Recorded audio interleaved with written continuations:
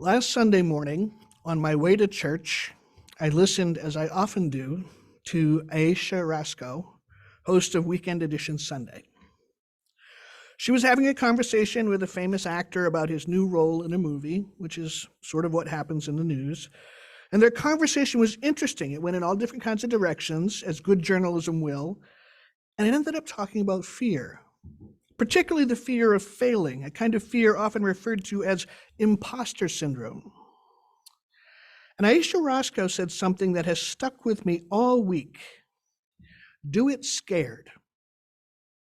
That's what I tell my kids. You got to do it scared when you try new things. Now, it was kind of a throwaway line in that conversation, but that has lingered in my brain all week. The theme for March, of course, is transformation, and I have been thinking about how transformation is a constant for all living things. As carbon-based life forms, our body begins by engaging in constant change. An egg is fertilized, and then one cell splits into two, then two into four, four into 16, and so on, until suddenly there was someone taller than their parents asking to borrow the car on Friday night. Change is constant. Transformation is constant. Yet it seems to be something we resist, even fear, even though it's programmed into our DNA. I find it perverse that creatures as dependent upon constant change as we are find comfort in periods of temporary stasis. When our immediate needs are met, our belly's full, the chair is comfortable, the house is warm, we feel that we have found bliss. Perhaps it is because we can rely on the involuntary functions of our meat suits to keep us breathing and blood circulating and all that, so the rest of us can simply relax and do as close to nothing as possible. And yet transformation requires of us to let go of what is comfortable and embrace the growth before us. Often this means we must be willing to venture into the unknown, and that can be frightening. You see, fear is a normal and entirely reasonable feeling. Fear is absolutely the rational response when encountering something dangerous, say a grizzly bear or a dragon or deep emotional vulnerability. Fear is anticipatory pain, anticipatory embarrassment, anticipatory shame. It lives in the part of our brain way back here at the back that is the first part to filter information, the amygdala. All information we take in first moves through the amygdala, where it is sorted into one of two categories, potential threat or not a potential threat. After there, it gets sorted more, of course, into reptilian categories such as, is it food or not food? Is it a potential mate or not a potential mate? And so on. For us to intentionally embrace something that our brain has determined is some sort of a threat is decidedly counterintuitive. Our brains, for millions of years of evolution, have developed to keep us safe from threats. Unfortunately, keeping us safe from potential threats can also prevent us from learning new things, experimenting, exploring. And so our brain's desire for safety and our heart's desire for exploration and learning are in a perpetual relationship of tension. To be able to learn, we must be open to the idea that we do not know all there is to know, and that there may be new information that runs counter to what we currently hold as truth. What must it be like for a caterpillar to go from happily munching leaves to instinctually spinning what feels like its own coffin, and then going into a state that is beyond dormant, into a state of utter transformation? The caterpillar does not merely shift and grow from one state into another, but it first must dissolve into a little bloblet of primordial goo, a soup of its former self, before emerging in time with a whole new frame. Some of the colors and markings are the same or similar, but the whole creature, with sleek lines, a rigid exoskeleton, and wings as delicate as they are beautiful. The butterfly offers us an encouraging model for transformation, but there is that part of the process that frightens us, the part where we spend time as goo. It is alarming and frightening to imagine an existence that completely different from our lived experience. What would it be like to dissolve into soup? What would it be like wrapped up in a cocoon, static, pinned under a leaf somewhere, unable to communicate or escape or anything, utterly at the mercy of nature's processes? Honestly, that sounds terrifying. As humans, we can choose to engage in processes that will transform us. I mean, some we don't have any choice with, like aging. But we can choose others. And most do not require even a metaphorical type of cocoon, but all require a degree of bravery. How many of us here in Unitarian Universalism first chafed when we heard the term white supremacist culture applied to our nation and even to our denomination? What did it take to see the accuracy of those words? It took some work of self-examination, some education, some acknowledgement of complicity, some humility, and some willingness to learn. It's not the primordial goo of the butterfly's process, but it is a tiny slice of that. It requires us to abandon structures that feel safe and familiar because they no longer serve us, and to learn and adopt new ways of being. Bravery requires a degree of understanding of peril. It is not brave to do a dangerous thing if you are unaware that it is dangerous. That's just kind of dumb. Well, let's not say dumb. In my lifetime, I have had a number of conversations with my beloved aunt. She tells me that I am brave because I have moved to different places in search of employment or school. She thinks I am brave because of all the different jobs I have had over the years, working in newspapers, bridge construction, a bus driver, sheet metal worker, home contractor, all before going to graduate school to start a whole new line of work as a minister. I'm not sure that was bravery so much as undiagnosed and untreated ADHD, but she says I'm brave. My aunt says that I'm brave for moving to different places and learning new things, but she is the woman who visited Ireland in the 1970s during the Troubles. She also visited the Middle East and the Holy Land in the 1980s. You remember that? When they were terrorists were pushing people off cruise ships into the sea? Yeah. Now, was she brave? Depends on how you view it. Was she aware of the danger in those places? Not really. So to her, it carried no more risk than going to an exotic section of a familiar area, like Chinatown in Boston, or the Portuguese community in Marblehead. She traveled with tour groups and all their needs were addressed, so where was the danger? Now, if she'd been aware of those political and existential dangers, I have a hunch she would not have gone on those trips. Then again, a sale is a sale, and those trips were marked down. I kid you not. They were on sale. Yes, but Belfast, it was on sale. Oh, God bless us. Now, I think those trips were far more dangerous than me moving across the country to take an internship in Northern California. I mean, I never left the country. I had connections and support every step of the way, and nobody was likely to toss me overboard from an ocean liner. I strictly avoided ocean liners. Now, while I did attend some of the demonstrations and disruptions that arose from the Michael Brown murder, I was always in my own country. among people who spoke my language, and I was white, and I was dressed in clergy garb, which offered its own many layers of privilege and protection.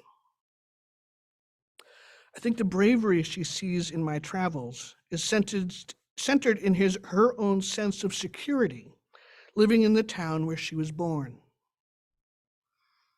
She's never had a different zip code. She's never lived outside of about a 1-mile radius from the Immaculate Conception Church in Newburyport, Massachusetts. Now, mind you, she has traveled the UK, France, Spain, Portugal, Mexico, Canada, Italy, Morocco, Greece, Peru, Brazil, Argentina, Japan, Turkey, China, Israel, Egypt, South Africa, and even Australia and New Zealand. Me? I've been to Canada twice and Mexico once. And Mexico I just did in November, and it involved me driving through the desert for 100 miles without stopping for gas or food. I was there for less than half a day. I've driven across the United States a handful of times, but to me that hardly seems brave. I mean, I had a map, right? And later I had a GPS. What's to fear? See, bravery requires us to be willing to be uncomfortable. It requires of us an awareness of the danger we face and a passion for what our goal is that rises above those dangers and compels us forward. Bravery is what happens when we put aside our own needs in some way to do something beyond what we imagined was possible. Now, our denomination is in a transformative time. The focus of our spiritual development is shifting from the radical individuality of the post-war culture of the last century to a more collective understanding of religious liberation. This shift from the focus on the individual to a focus on the relationships and community is requiring of us a certain kind of bravery, that we move to a system where we are declaring ourselves to be accountable to not just our own personal growth and development, but to the collective liberation of the communities where we live. What does it do? What does it mean to be accountable to others? It means being willing to listen when someone says they've been hurt, or feel dismissed or disrespected. It means listening to and not arguing with voices that have historically been silenced or marginalized in our shared spaces. It means putting the needs of the least of these at the top of our priorities, instead of being willing to leave others behind as we grow as individuals. It means that we may hear people tell us that what we've done hurt them, or that we have failed them in some way, and that is scary. I'm not talking about martyrdom. We're not a culture that does hair shirts or scourges. I'm talking about caring for our neighbors, and understanding the term our neighbors includes all fellow travelers, as Elsbeth said, on this small blue marble we call home. Chaos theory famously claims that a typhoon can take place in the Pacific caused by the disturbance of a butterfly's wing in India. Imagine what is possible then if we make changes in how we do things here on our side of the world. Imagine the good that can come from our bravery in small things. We're running late, but this is a good story. So bear with me. A number of years ago, I attended a series of intense weekend retreats designed to address issues around sex, love, and intimacy. They were intense retreats. Secluded in a sort of hippie yoga retreat facility deep in the Berkshires, 60 or more people spent 3 days eating vegetarian food, living in giant dorms, and intentionally peeling back layers of shame and pain and toxic messages to uncover and heal some of the deepest hurts we had ever experienced. We learned how to connect with each other and be emotionally and physically intimate, wholly apart from sexual intimacy. We learned how to name our fears, how to communicate with others, how to listen deeply, how to examine our own stuff in a space safe that would support us no matter how messy it got. I want you to imagine for a minute being in a room full of people, about twice the size of this, and people are paired up with their buddy, right? Because that's what happens at retreats, sitting face to face, holding each other, having a conversation that goes something like this. Person one, I'm not sure I'm happy in my current relationship. I tell myself I'm not good enough to be treated with more love. And the person two says, how does that serve you? Person one, not really well. I let people disrespect me and take advantage of me. And how does that serve you? I'm not sure. There's a part of me that likes to feel needed, and I know they rely on me. And how does that serve you? And it goes on. You would be amazed at how deep and terrifying it can get in the course of a 3-minute exercise. And then we switch roles, and the other person talks about themselves, and the first speaker then asks them, how does that serve you? How does that feed your soul?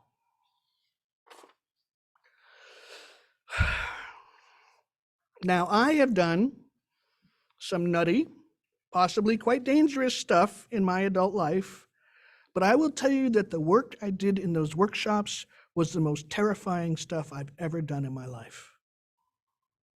I think that was as close to the experience of a caterpillar becoming a butterfly as I am likely to encounter in my lifetime. It was like emotional open heart surgery on someone who was awake, and that someone was me.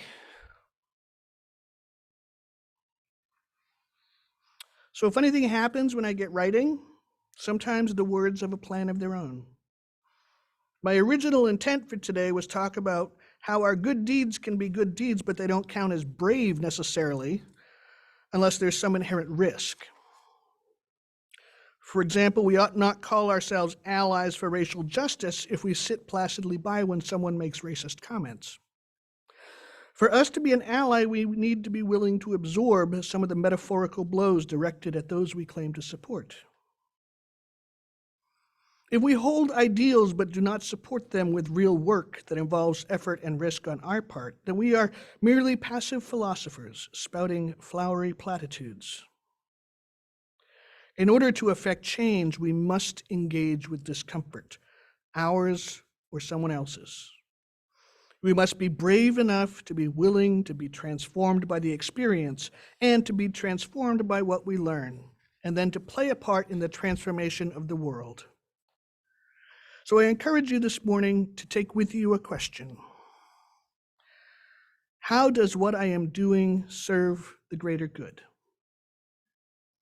How does what I am doing serve the cause of love in the world? How does what I am doing serve our planet? How does what I am doing serve my own transformation? May we continuously seek out opportunities to transform ourselves and to engage in transforming our world into a better place. May this be our practice and our prayer. Amen.